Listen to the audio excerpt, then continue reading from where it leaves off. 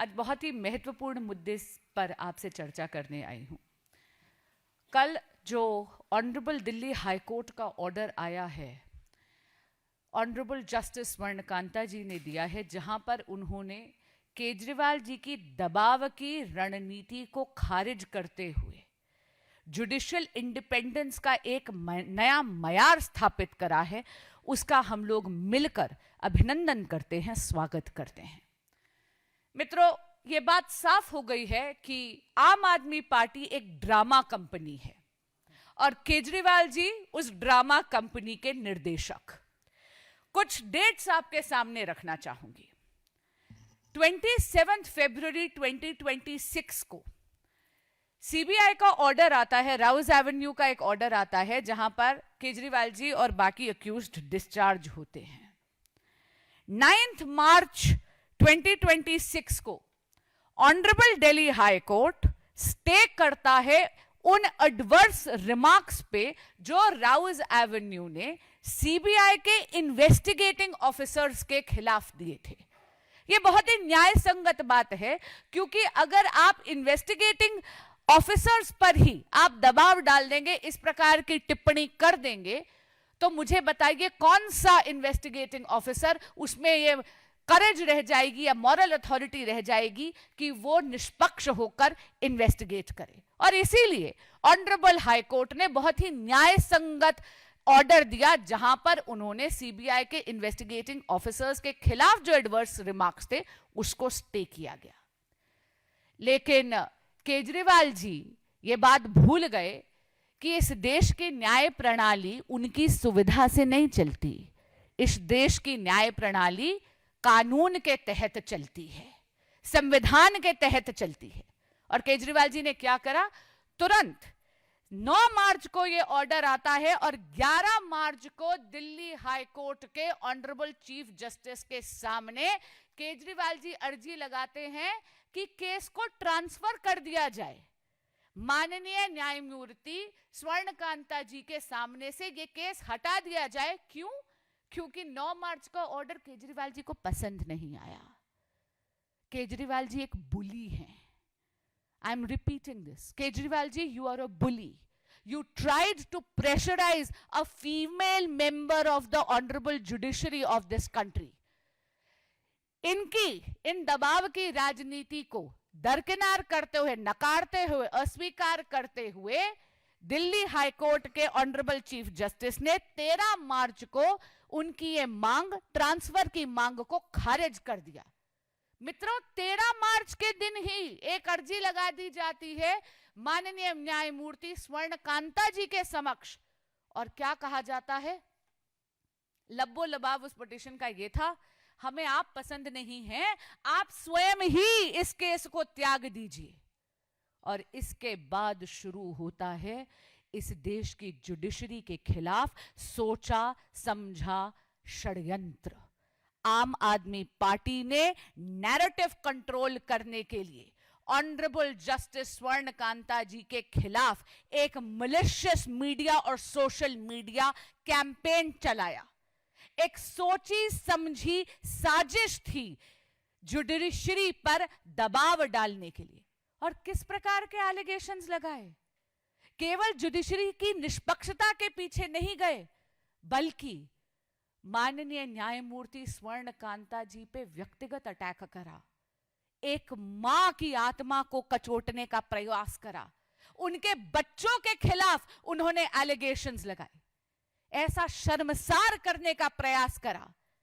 Honourable justice स्वर्णकांता जी ने अपने order में यह लिखा है, मैं पैराग्राफ नंबर 255 पेज नंबर 113 पे ये पैराग्राफ आपके समक्ष पढ़कर सुनाना चाहती हूं। वो बोलती हैं, What lends a deeper disquiet to the present application, as also submitted by the learned Solicitor General, is the attempt to attach a media-driven narrative to the proceedings, including instances of vilification without any accountability. This court, being trained to remain uninfluenced by such external narratives, has proceeded to decide the matter uninfluenced by any such pressure. The rule of law is not upheld on the basis of repeated allegations or media headlines, however persistent or widespread they may be. It rests on the objectivity and impartiality expected of a judge, which this court has adhered to. आम आदमी party की drama company की ये पुरानी नियत और पुरानी साजिश है। एक असत्य को इतनी बार बोलो, इतनी बार दोहराओ कि वो झूठ भी सत्य लगे। लेकिन मैं अभिनंदन करती हूं, मैं धन्यवाद करती हूं दिल्ली की हाईकोर्ट की जुडिशरी का, माननीय न्यायमूर्ति स्वर्णकांता जी का, जिन्होंने इस प्रेशर के सामने वो दबी नहीं, नारी सशक्तिकरण के मानवीय रूप के सामने उभरी। उन्होंने जुडिशरी की साख बरकरार रखी, उन्होंने जुडिशरी की निष्पक्षता बरकरार रखी। और वो कहती हैं, मैं पैराग्राफ 236 पढ़कर सुना रही हूं, पेज 108 ऑफ द जजमेंट। वो कहती हैं, before I conclude I must record that a courtroom cannot be a theater of perception. मैं दोबारा पढ़ रही हूं, खासकर कि आम आदमी पार्टी के जो ये ड्रामा कंपनी के निर्देशक है केजरीवाल जी को, उनको दोबारा कह रही हूं, दिल्ली हाई कोर्ट का ऑर्डर है आपके खिलाफ। वो कह रही हैं, I must record that a courtroom cannot be a theater of perception. It is a space where doubt must answer to reason. I may add, the reputation of a judge, including mine, cannot be so fragile that it would yield without proof or material to insinuations. The reputation has been built by this court not in a day, but after adjudication of case after case, year after year, while remaining under the scrutiny of the open court and subject to correction within the hierarchical system of the judiciary by higher courts. मित्रों, ये जज change का नहीं, ये game change की साजिश थी जो केजरीवाल जी और आम आदमी पार्टी ने गढ़ी। ये परसेप्शन की नहीं, ये बिना प्रूफ के नैरेटिव कंट्रोल की साजिश थी जो आदरणीय केजरीवाल जी और आम आदमी पार्टी की ड्रामा कंपनी ने करी। ये भूल गए कि कोर्ट दबाव से नहीं, संविधान से चलता है। और एक बार फिर दिल्ली की जुडिशरी ने और न्यायमूर्ति स्वर्णकांता जी ने यह दिखा दिया कि हमारे देश की न्याय प्रणाली निष्पक्ष है, निर्भीक है और किसी भी प्रकार के आगे विरोध में वो दबेगी नहीं। एक बार और बात आप सबके सामने कहना चाहूंगी, केजरीवाल जी केवल ड्रामेबाज ही नहीं हैं, वो डरे हुए भी हैं। वो जानते हैं कि राउज एवेन्यू का जो ऑर्डर है, शायद वो हाईकोर्ट की जुडिशियल स्क्रूटनी के थ्रू पास नहीं होगा, क्योंकि पहले भी ऑनरेबल दिल्ली हाई कोर्ट के समक्ष एक्साइज केस के सारे सबूत, सारे गवाह, सारा का सारा मटेरियल आया था और उसके बिना पर ही केजरीवाल जी और बाकी सभी अभियुक्तों की bail honourable Delhi high court ने खारिज करी थी। केजरीवाल जी डरे हुए हैं क्योंकि वो जानते हैं कि शायद ऑनरेबल दिल्ली हाई कोर्ट ये सुनिश्चित कर देगा कि दिल्ली की जनता को न्याय मिले। और 9 मार्च का जो ऑर्डर आया था, उसने दिल्ली की जनता में आशा की किरण फिर जगाई थी। और आखिरी बात कहना चाहूंगी, एक बार फिर इस आम आदमी पार्टी का नारी विरोधी चेहरा समक्ष आया है आप सभी के। आप भूलिएगा मत, आम आदमी पार्टी वही पार्टी है जिसने अपनी ही राज्यसभा की महिला सांसद को, जब वो रजस्वला थी, उस स्थिति में केजरीवाल जी के सचिव ने उनकी बुरी तरह पिटाई करी थी। वो महिला आज तक न्याय के लिए अपने हाथ फैलाए हुए हैं और केजरीवाल जी चुप्पी साधे हुए हैं। आम आदमी पार्टी वही पार्टी है जिसने नारी शक्ति वंदन अधिनियम संशोधन, जिससे यह सुनिश्चित हो जाता कि 33% आरक्षण स्टेट लेजिस्लेटिव असेंबलीज और पार्लियामेंट में 2029 से ही लागू हो जाता, उसके खिलाफ वोट करा है। मीडिया के बंधुओं को याद करवाऊंगी, आम आदमी पार्टी ने एब्सटेन नहीं करा। वोटिंग चार्ट उठाकर देख लीजिएगा, लाल बटन दबाकर मुखालफत करी है।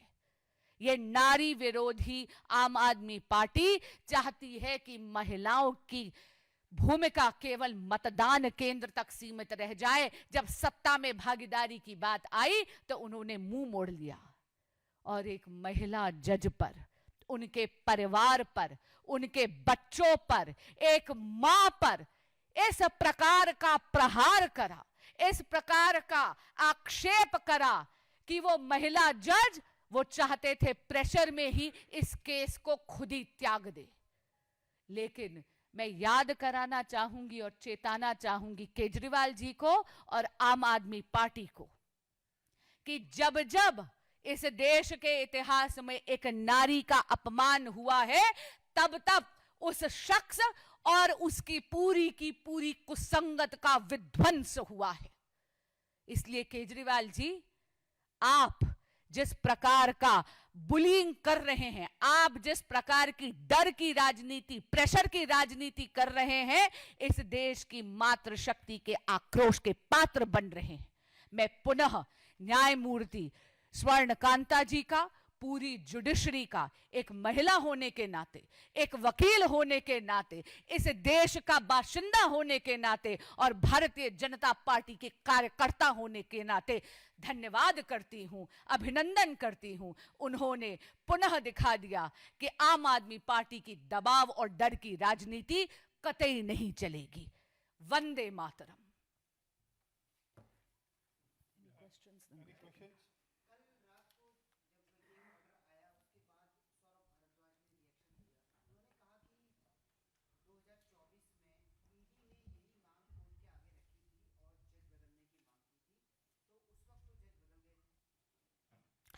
सौरभ भारद्वाज जी को ना थोड़ा सा अज्ञानता का जो वो आभा ओढ़ते हैं वो कम दिखाना चाहिए। वो खुद एक वकील हैं।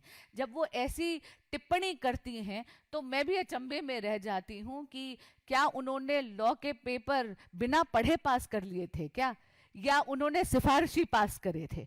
सौरभ भारद्वाज जी भूल गए हैं कि उन्हीं के नेता श्री अरविंद केजरीवाल जी ने जिस प्रकार की पर्सनल एलिगेशंस इस पिटिशन में लगाई थी न्यायमूर्ति स्वर्ण कांता जी से, और जिस प्रकार की प्रेशर टैक्टिक करी थी, ये एक तरीके से ब्लैकमेल था जुडिशरी का। वो चाहते थे कि इतना दबाव बनाया जाए और मीडिया का इतना नैरेटिव, इतना सोशल मीडिया का प्रयोग करा गया केजरीवाल और आम आदमी पार्टी की ड्रामा कंपनी द्वारा कि वो फोर्स करना चाहते थे कि ये महिला जज स्वयं इस केस को त्याग दे।